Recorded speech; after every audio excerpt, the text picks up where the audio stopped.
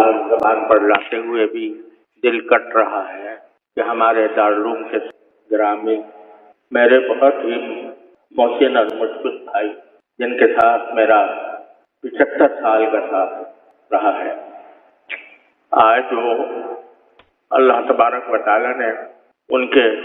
وقت موعود پر انہیں اپنے پاس بلا لیا۔ اس صدمے کے اظہار کے لیے میرے پاس کوئی ذخیرہ نہیں ہے۔ ہم سب کے لیے ایک بہت بڑا صدمہ ہے، ایک عظیم سایہ ہمارے سر سے اٹھا ہے۔ آپ حضرات جانتے ہیں کہ تقریباً 2 سال سے حضرت صاحب فراج تھے، لیکن اسی دوران الحمدللہ وہ باتیں بھی کرتے تھے اور مجموعی اعتبار سے کمزوری کے سوا کوئی بڑا مرض نہیں تھا۔ اگر بیچ میں کچھ امراض پیش آئے، ایسی حالتیں بھی ہوئیں جن میں مایوسی کے قریب پہنچ گئے، لیکن اللہ تبارک و تعالیٰ نے اپنے فضل و کرم سے انہیں دوبارہ صحت عطا فرمائی، اور ہم اللہ تعالیٰ کے فضل و کرم کے بھروسے پر ان کی عیادت بھی کرتے رہے، ان سے باتیں بھی ہوتی رہیں، اور اب کچھ عرصے سے ان کی جو رپورٹیں ہیں وہ بھی بہت اچھی آ رہی تھیں۔ ابھی کچھ عرصے پہلے تک ان کے گردے کی تکلیف بڑھ گئی تھی، کریٹینن 5 تک پہنچ گیا تھا، جس پر بعض اوقات ڈائلیسس کرانے کی تاکید کی جاتی ہے، لیکن الحمدللہ آخری رپورٹ جو اب آئی وہ 100% نارمل تھی، اور 1.3 ان کی کریٹینن کی رپورٹ آئی، اور بھی رپورٹیں سب اچھی آ رہی تھیں۔ اور آج انہوں نے باتیں بھی کی، اور مغرب کے بعد پانی بھی مانگا، پانی بھی پیا، اور تمام حالات تقریباً نارمل جیسے تھے۔ صرف اتنی بات ہے کہ کمزوری بے انتہا تھی، جس کی وجہ سے غذا ان کو ناک سے دی جا رہی تھی۔ لیکن اچانک میں عشاء کی نماز کی اذان کے بعد نماز کی تیاری کر رہا تھا کہ اتنے میں مجھے وہاں جو ان کے پاس ان کی تیمارداری کے لیے ماشاءاللہ دن رات اپنے ساتھی لگے ہوئے تھے، ان کی طرف سے پیغام آیا کہ طبیعت بگڑ رہی ہے۔ جا کر میں نے دیکھا تو ان کے سانس کی رفتار، جسے سیچوریشن کہتے ہیں، وہ بہت گر گئی تھی۔ آکسیجن لگائی گئی، پوری آکسیجن لگائی گئی، لیکن وہ کسی طرح قابو میں نہیں آ رہی تھی، اور غالب گمان یہ ہے کہ صرف 1 منٹ کا فرق تھا کہ 1 منٹ کے اندر سانس کی رفتار 0 تک پہنچ گئی، اور بظاہر ایسا لگتا ہے کہ شاید دل کا حملہ ہوا، اور اس کے نتیجے میں سانس کی رفتار بھی نیچے چلی گئی۔ تھوڑی دیر تک جو تدبیریں ڈاکٹروں نے بتائی تھیں، ٹیلی فون پر ان سے رابطہ بھی تھا اور آ بھی رہے تھے، اس کے مطابق تدبیریں بھی کی جاتی رہیں، لیکن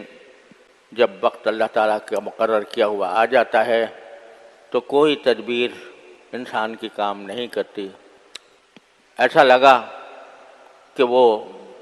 ہم نے جو محسوس کیا کہ جو علامتیں مانیٹر پر آ رہی تھیں ان کے لحاظ سے ان کا بلڈ پریشر بھی گر گیا تھا، اور سیچوریشن بھی گر کر 0 تک پہنچ گئی تھی۔ لیکن یہ امید بھی تھی، اللہ تعالیٰ سے آس بھی لگائی ہوئی تھی کہ جو ان کے معالج ہیں وہ پہنچنے والے تھے، وہ آ کر ہو سکتا ہے کوئی، انہوں نے ٹیلی فون پر جو تدبیریں بتائی تھیں وہ بھی الحمدللہ کی گئیں، لیکن جب وہ آئے اور آ کر دیکھا تو انہوں نے ہمیں یہ خبر دی کہ اب اللہ تعالیٰ نے ان کو اپنے پاس بلایا۔ انا للہ و انا الیہ راجعون، انا للہ و انا الیہ راجعون، انا للہ و انا الیہ راجعون۔ ایک بندے کے پاس اس کے سوا کوئی راستہ نہیں ہے کہ اللہ جل جلالہ کے فیصلے پر راضی رہے۔ دل میں صدمے کے طوفان بھی ہو، رونا بھی آ رہا ہو، دل بھی بے چین ہو، لیکن لا نقول الا ما یرضی ربنا، جیسے کہ رسول کریم سرور دو عالم صلی اللہ علیہ وسلم نے ارشاد فرمایا، اللہ تعالیٰ کا فیصلہ ہے، برحق ہے، ہر ایک انسان کا ایک وقت مقرر ہے، کوئی اس سے خالی نہیں، اس سے کوئی 1 منٹ پہلے 1 منٹ پیچھے اس کو نہیں کیا جا سکتا۔ اگر کوئی دنیا کی بڑی سے بڑی قربانی کسی انسان کے سانسوں میں، اس کے دل کے دھڑکنوں میں اضافہ کر سکتی تو صحابہ کرام رضی اللہ تعالیٰ عنہم اجمعین رسول کریم صلی اللہ علیہ وسلم کے ایک سانس کے بدلے اپنی ہزاروں زندگیاں نچھاور کر دیتے۔ لیکن جب آپ کا وقت آ چکا تھا، اللہم الرفیق الاعلیٰ آپ نے فرمایا، تو دنیا سے رخصت ہو گئے، اور کوئی بڑی سے بڑی قربانی بھی اللہ تعالیٰ کے اس فیصلے کو روک نہیں سکی۔ آج ہمارے ساتھ ہمارے لحاظ سے اس وقت ہمارے ماحول میں اپنے بزرگی کے اعتبار سے، اپنے علم کے اعتبار سے، اپنے فضل کے اعتبار سے، اپنے کارناموں کے اعتبار سے، اپنی خدمات کے اعتبار سے اس وقت ان سے بڑی شخصیت مجھے کوئی اور نظر نہیں آتی۔ لیکن ہر بڑی شخصیت ایک وقت اس کو جانا ہوتا ہے۔ اللہ تعالیٰ نے الحمدللہ ان کو اس حالت میں اپنے پاس بلایا کہ ان کی الحمدللہ ان کے فیوض، ان کے شاگرد، ان کے علوم، ان کی کتابیں، ان کی تصانیف، ان کے فتاوی الحمدللہ ساری دنیا میں فیض پھیلا رہے ہیں۔ اس لیے جو ہرگز نہ داں کہ دل زندہ شد با عشق، جس کو دل عشق سے، عشق الہی سے معمور ہو، وہ مرتا نہیں ہے۔ اللہ تبارک و تعالیٰ اس کے فیوض کو باقی اور قائم و دائم رکھتے ہیں۔ ہم سب کے لیے اس وقت صدمہ بہت بڑا ہے، لیکن اللہ تعالیٰ کے فیصلے پر راضی ہونا ہی ایک مومن کا نشان ہے۔ اس پر جب بھی صدمہ ہو تو انا للہ و انا الیہ راجعون کثرت سے پڑھنا چاہیے۔ اور میں آپ حضرات سے یہ درخواست کرتا ہوں، سب سے درخواست کرتا ہوں کہ جو وقت ہے اس کو زیادہ سے زیادہ ان کے ایصال ثواب کے لیے خرچ کریں۔ قرآن کریم کی تلاوت کر کے، نفلیں پڑھ کر، ذکر کر کے، تسبیحات کر کے، جس طرح بھی ہو ان کی روح پرفتوح کو ثواب پہنچانے کی کوشش کریں۔ ایک مسئلہ آپ حضرات کے پاس آنے میں جو دیر لگی، اس کی پہلی وجہ تو یہ تھی کہ ابھی ہمیں یقین کرنا تھا کہ واقعتاً یہ حادثہ پیش آ گیا ہے، کیونکہ ڈاکٹر جب تک تصدیق نہ کرے اس وقت تک ایک امید بندھی ہوئی تھی کہ شاید ابھی کوئی زندگی کی رمق باقی ہو۔ ڈاکٹر صاحب کے آنے میں کچھ وقت لگا، ان کو انہوں نے دیکھا، اس کے بعد کہ ضروری فوری انتظامات کرنے ضروری تھے، اس میں مصروفیت رہی، خبر ساری دنیا میں پھیل گئی اور ہر طرف سے ٹیلی فونوں کا تانتا بندھا ہوا۔ اس وجہ سے آپ تک پہنچنے اور آپ سے بات کرنے میں دیر لگی۔ ایک دوسرا مسئلہ اس وقت یہ ہے کہ نماز جنازہ اور تجہیز و تکفین کا مرحلہ درپیش ہے، لیکن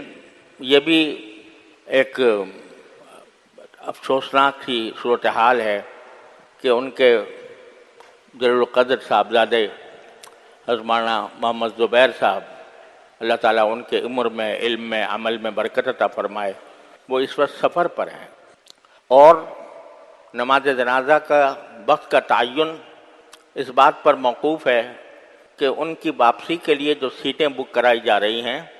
ان کا صحیح پتہ چل جائے۔ ان کا صحیح پتہ چلنے کے بعد ہم یہ فیصلہ کر سکیں گے کہ نماز جنازہ کس وقت کی جائے۔ ظاہر ہے کہ حضرت رحمۃ اللہ علیہ کہ وہ ولی اقرب ہیں، اور انہی سے اجازت لے کر اور انہی کے مشورے پر ہمیں عمل کرنا ہے۔ اس لیے ابھی اس کا انتظار ہے کہ ان کی کون سی پربات سے ان کی سیٹ ہوتی ہے۔ جب وہ صورتحال واضح ہو جائے گی تو انشاءاللہ ہم اعلان کریں گے کہ نماز جنازہ کب ہوگی، اور اس سے پہلے آج رات میں ہی امید ہے کہ انشاءاللہ صورتحال واضح ہو جائے گی۔